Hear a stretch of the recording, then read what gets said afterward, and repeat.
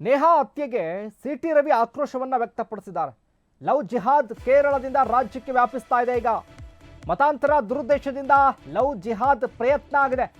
ನೇಹಾ ಹತ್ಯೆಗೆ city Ravi ಆಕ್ರೋಶವನ್ನ ವ್ಯಕ್ತಪಡಿಸಿರೋದೀಗ love ಜಿಹಾದ್ ಕೇರಳದಿಂದ ರಾಜ್ಯಕ್ಕೆ ವ್ಯಾಪಿಸಿಕೊಂಡು ಬರ್ತಾ ಇದೆ. ಈಗ ನಮ್ಮ ರಾಜ್ಯದಲ್ಲಿ ಇರಲಿಲ್ಲ, ಬರ್ತಾ ಇದೆ ದಿನೇ ಕಳೆದಂತೆ.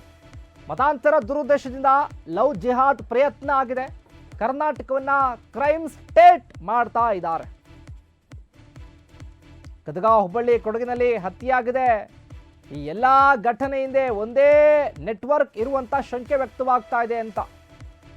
ಜಿಹಾದಿಗಳಿಗೆ ಕಾಂಗ್ರೆಸ್ ಬೆಂಬಲವನ್ನ ನೀಡಬಾರದು.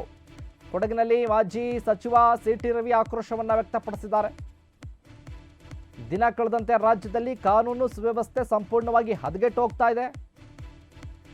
ಲವ್ ಜಿಹಾದ್ ಕೇರಳದಿಂದ ರಾಜ್ಯಕ್ಕೆ ವ್ಯಾಪಿಸ್ಕೊಳ್ತಾ ಇದೆ. ದಿನ ಕಳೆದಂತೆ ಮತಾಂತರ ದುರುದ್ದೇಶದಿಂದ ಲವ್ ಜಿಹಾದ್ ಪ್ರಯತ್ನ ಮಾಡಲಾಗ್ತಾ ಇದೆ.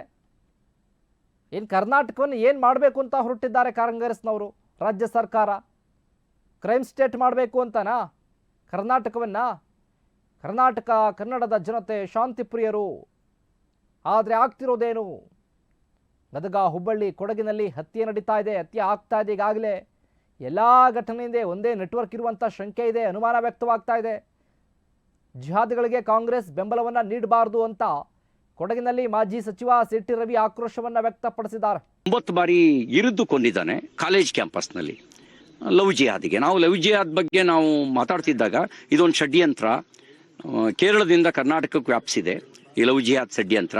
ಇದ್ರ ಬಗ್ಗೆ ಎಚ್ಚರ ಇರಬೇಕು ಅಂದ್ರೆ ನಮಗೆ ಇವ್ರು ಕೋಮುವಾದಿಗಳು ಇವರೆಲ್ಲ ಸುಳ್ಳು ಆರೋಪ ಮಾಡ್ತಾರೆ ಅಂತ ಹೇಳ್ತಾ ಇದ್ರು. ಇನ್ನೆಷ್ಟು ಬಲಿಬೇಕು ಲವ್ ಜಿಹಾದಿಗೆ? ಇನ್ನೆಷ್ಟು ಬಲಿಬೇಕು?